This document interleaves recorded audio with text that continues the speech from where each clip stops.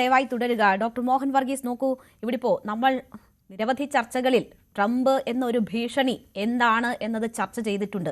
ഇതിപ്പോൾ അതിൻ്റെ ഏറ്റവും പാരമ്യത്തിലെത്തിയോ എന്ന് സംശയിക്കുന്ന ഒരു സാഹചര്യമാണ്. സ്വയം ദൈവമായി അവരോധിച്ചുകൊണ്ട് മതനിന്ദ എന്ന് പറയാൻ പറ്റുന്ന തരത്തിലുള്ള കാര്യങ്ങൾ ചെയ്തുകൊണ്ട്, ഒപ്പം ലോക സമാധാനത്തിന് തന്നെ ഭീഷണിയാകുന്ന നിലപാടുകൾ എടുത്തുകൊണ്ട് ഒക്കെ ആ ഭീഷണി തുടരുന്നതാണ് നമ്മൾ കാണുന്നത്.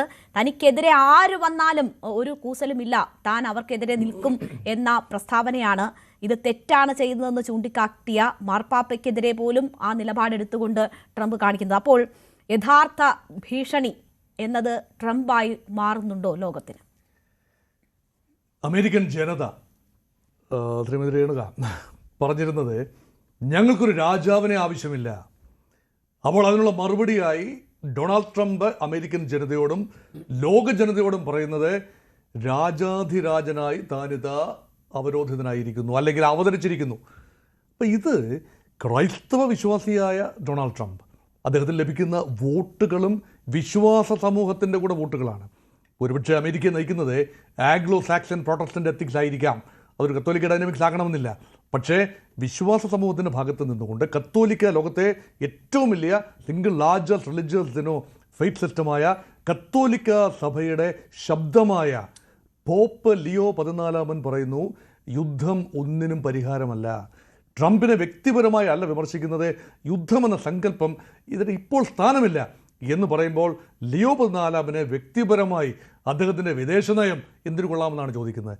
അദ്ദേഹം ഒരു പോപ്പ് കേവലം കത്തോലിക്ക സഭയുടെ പരമാധ്യക്ഷൻ മാത്രമല്ല, മറിച്ച് വത്തിക്കാൻ എന്ന സ്വതന്ത്ര പരമാധികാര രാജ്യത്തിൻ്റെ തലവൻ കൂടിയാണ്, ഹെഡ് ഓഫ് ദ സ്റ്റേറ്റ് കൂടിയാണ്, ഹെഡ് ഓഫ് ദ ഗവൺമെൻറ് കൂടിയാണ്.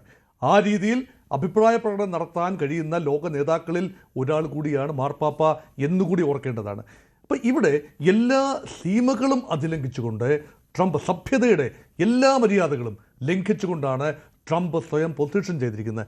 രാജാവായും ചക്രവർത്തിയായും ദൈവമായും തന്നെ ട്രംപ് അവതരിക്കുകയാണ്. അപ്പോൾ ഇതിന് അമേരിക്കൻ ജനത എങ്ങനെയാണ് മറുപടി കൊടുക്കുക? ഇതാണ് ശ്രീ സജ്മോൻ ആൻ്റണി, ഫൊക്കാനോയുടെ തലവനായ സജ്മോൻ ആൻ്റണി പറഞ്ഞത്. വളരെ ഗൗരവമുള്ളൊരു കാര്യം തന്നെയാണ്.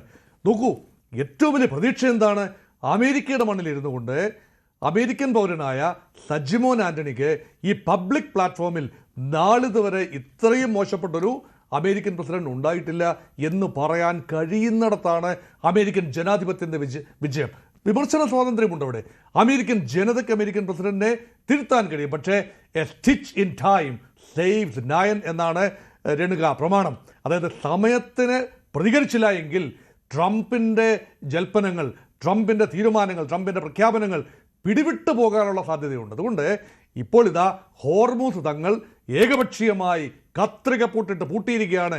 മണിച്ചിത്രത്തായിട്ട് ഞങ്ങൾ ഹോർമൂസിനെ പൂട്ടിയിരിക്കുന്നു എന്ന് പറയുമ്പോൾ ഇതെന്താ കസേരകളിയാണ്? ഇതാണ് ചില ഓഫീസിലൊക്കെ ചില ഉദ്യോഗസ്ഥ കൈമാറ്റം വരുമ്പോൾ, പദവികൾ അനുവദിച്ചു വരുമ്പോൾ ചിലപ്പോൾ ഒരാൾ താഴിട്ട് പൂട്ടിയതിന് പുറത്ത് മറ്റൊരാൾ കൂടി താഴിട്ട് പൂട്ടുന്ന ഒരു സംഭവം നമ്മൾ കണ്ടിട്ടുണ്ട്. സമാനമായ രീതിയിലല്ലേ ഇറാൻ ഉപരോധിക്കുന്നു എന്ന് പറയുമ്പോൾ ഇറാൻ്റെ ഉപരോധത്തെ മറികടന്നുകൊണ്ട് ആ മേഖലയിൽ ഒരു കപ്പലും പോകണ്ട എന്ന് പറഞ്ഞുകൊണ്ട് അമേരിക്ക ഉപരോധം ഏർപ്പെടുത്തുമ്പോൾ ലോകം എങ്ങോട്ടാണ് പോകുന്നത്? പക്ഷേ ചൈനയെ സംബന്ധിച്ചിടത്തോളം ധൈര്യപൂർവ്വം അമേരിക്കൻ ഉപരോധം നിലനിൽക്കെ തന്നെ, അമേരിക്കൻ കാവൽ കപ്പലുകൾ നിലനിൽക്കെ തന്നെ അതിന് മുന്നിലൂടി ഉപരോധത്തെ വെല്ലുവിളിച്ചുകൊണ്ട് ഹോർമൂസിലൂടെ കടന്ന് പോയത് 3 ചൈനീസ് കപ്പലുകളാണ്. അതൊരു ചെറിയ സംഭവമായിരിക്കാം, പക്ഷേ നാളെ റഷ്യൻ കപ്പലുകൾ പോയെന്നിരിക്കാം, കൂടുതൽ രാജ്യങ്ങളുടെ കപ്പലുകൾ അതുവഴി കടന്നു പോയെന്നിരിക്കാം. അതുകൊണ്ട് ബലപ്രയോഗത്തിലൂടെ ഇറാൻ്റെ നേരെ ബലപ്രയോഗം നടത്താം, പക്ഷേ ലോകരാജ്യങ്ങൾക്കെല്ലാം നേരെ ബലപ്രയോഗം നടത്തിക്കൊണ്ട് ട്രംപിന് മുന്നോട്ട് പോകാനാവില്ല. അതുകൊണ്ടാണ് അമേരിക്കയ്ക്കുള്ളിൽ തന്നെ, ബാഗ ക്യാമ്പിനുള്ളിൽ തന്നെ വേറിട്ട അഭിപ്രായം ഉയർത്തിയിരുന്നു. അമേരിക്കൻ ജനതയിൽ പ്രതിഷേധമുണ്ട്. കത്തോലിക്ക ലോകം ഇപ്പോൾ ശാന്തമായി നിൽക്കുന്നുവെങ്കിലും ഉള്ളിൽ നുരയുന്ന ഒരു വൻപൻ പ്രതിഷേധമുണ്ട്. ലാറ്റിൻ അമേരിക്കൻ രാജ്യങ്ങൾ, ഏതാണ്ട് അമേരിക്കയുടെ മൂക്കിന് മുൻപിലുള്ള ഏതാണ്ട് എല്ലാ ലാറ്റിൻ അമേരിക്കൻ രാജ്യങ്ങളും, Brazil, Argentina, Chile, Paraguay, Uruguay, central അമേരിക്കയിലെ രാജ്യങ്ങൾ, നിക്കറാഗ്വ, ഗ്വാട്ടിമാല, എൽ സാൽവഡോർ, ബെലീസ്, എല്ലാ രാജ്യങ്ങളും കത്തോലിക്ക രാജ്യങ്ങളാണെന്ന് ഓർക്കണം. അതുപോലെ സദേൺ യൂറോപ്പിലെ സ്പെയിനും പോർച്ചുഗലും ഇറ്റലിയും ഉൾപ്പെടെയുള്ള സദേൺ യൂറോപ്യൻ രാജ്യങ്ങളുടെ അഭിപ്രായത്തെ തൃണവൽഗണിച്ചുകൊണ്ട് ട്രംപിന് അങ്ങനെ ഏകപക്ഷീയമായി മുന്നോട്ട് പോകാനാവില്ല. അപ്പോൾ അതുകൊണ്ടാണ് ട്രംപിൻ്റെ ക്യാമ്പിൽ തന്നെ ഒരു വീണ്ടും വിചാരം ഉണ്ടായതുകൊണ്ടാണ് നിർത്തിവെച്ച ചർച്ചകൾ ഇപ്പോൾ അലസിപ്പിരിഞ്ഞു എന്ന് പറഞ്ഞുകൊണ്ട് കഴിഞ്ഞ ദിവസം JD വാൻസ് മടങ്ങിപ്പോയി. പക്ഷേ വീണ്ടും JD വാൻസും മറ്റുള്ളവരും ഇസ്ലാമാബാദിലേക്ക് തിരിച്ചെത്തുന്നു എന്ന് പറയുമ്പോൾ ശുഭോദർക്കമായ കാര്യമാണ്. ചർച്ചകളിലൂടെ മാത്രമേ പരിഹാരമുണ്ടാകൂ. ശാശ്വതമായ പരിഹാരങ്ങളാണ് അർത്ഥം, മേഖലാ പരിഹാരങ്ങളാണ് അർത്ഥം. ഈ ഹോർമൂസിലെ വിഷയം മാത്രമല്ല ഇവിടെ വിഷയം. ആണവ വിഷയത്തിൽ ക്രിയാത്മകമായ ഒരു പരിഹാരം സാധ്യമാണ്. അത് ഇറാൻ നേരത്തെ ഡോക്ടർ ജോസഫ് ആന്റണി വളരെ വ്യക്തമായിട്ട് പറഞ്ഞല്ലോ. ഇറാൻ സഹകരിക്കാൻ തയ്യാറായിരുന്നു. ആണവ പോർമുനകൾ ഇറാന്റെ നയമല്ല, ആണവ ആയുധങ്ങൾ ഇറാന്റെ നയമല്ല എന്ന് പല ആവർത്തി ഇറാന്റെ ആധ്യാത്മിക നേതൃത്വം പറഞ്ഞതാണ്. പക്ഷേ അത് വിശ്വസിക്കാൻ തയ്യാറല്ലെങ്കിൽ എഴുതി കൊടുക്കാൻ തയ്യാറായിരുന്നു. അതാണ് 3 റൗണ്ട് ആണവ ചർച്ചകൾ നടന്നതിന് ശേഷം ഇൻ റൈറ്റിംഗ് കൊടുക്കാൻ ഇറാൻ തയ്യാറായി വന്നപ്പോഴാണ് ഫെബ്രുവരി 28 ഇസ്രായേലും അമേരിക്കയും ചേർന്ന് ഏകപക്ഷീയമായി ഇറാനെ ആക്രമിക്കുന്നത്. അതുകൊണ്ട് ആ വിഷയത്തിൽ വിട്ടുവീഴ്ച ചെയ്യാൻ ഇറാൻ ഇപ്പോഴും തയ്യാറാണ്.